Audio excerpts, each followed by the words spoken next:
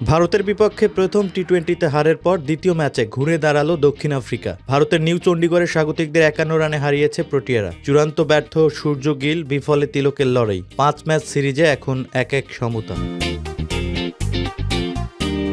প্রথমে ব্যাট করে নির্ধারিত ২০ ওভারে ৪ উইকেটে ২১৩ রান করে দক্ষিণ আফ্রিকা। জবাবে ১৯ ওভার ১ বলে ১৬২ রানে থেমে যায় স্বাগতিকরা। রান তাড়ায় শুরুতে ৩২ রানে ৩ উইকেট হারিয়ে বিপাকে পড়ে ভারত। নিজের প্রথম বলেই কাটা পড়েন শুভমান গিল। দ্বিতীয় ওভারে ১৭ রান করা আরেক ওপেনার অভিষেক শর্মাও ফিরে যান। চতুর্থ ওভারে ৫ রান করে সাজঘরে ফেরেন অধিনায়ক সূর্যকুমার যাদব।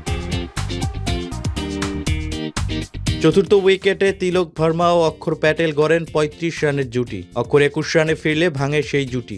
ভারতের গত ম্যাচের জয়ের নায়ক হার্দিক পান্ডিয়া মন্থর ইনিংস খেলেন। ২৩ বলে ২০ রান করে আউট হন হার্দিক। এরপর ২৭ বলে হাফ সেঞ্চুরি তুলে নেন তিলক। এ সময় দারুণ একটি কীর্তি গড়েন তিনি। দুই দেশের মধ্যে টি-20তে সর্বোচ্চ ছক্কার মালিক এখন তিলক। জিতেশ শর্মা ১৭ বলে ২৭ রানে ফেরেন। তিলক ৬২ রান করে আউট হন। শেষ পর্যন্ত ১৯ ওভার ১ বলে অল আউট হয়ে যায় ভারত।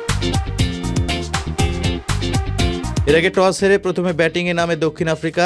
রেজা হেনড্রিক্স ও কুইন্টন ডিকক উদ্বোধনী জুটিতে তোলেন ৩৮ রান। এরপর মার্করামকে সঙ্গে নিয়ে দলের শক্ত ভিত গড়ে দেন ডিকক। ২৬ বলে হাফ সেঞ্চুরি পূরণ করেন এই বাঁহাতি ব্যাটার। টি-20তে ভারতের বিপক্ষে এটি ডিককের ১২ ইনিংসে পঞ্চম অর্ধশতক। নিকোলাস পুরান ও জস বাটলারের পর ভারতের বিপক্ষে সর্বাধিক হাফ সেঞ্চুরির তালিকায় এখন যৌথভাবে শীর্ষে রয়েছেন তিনি।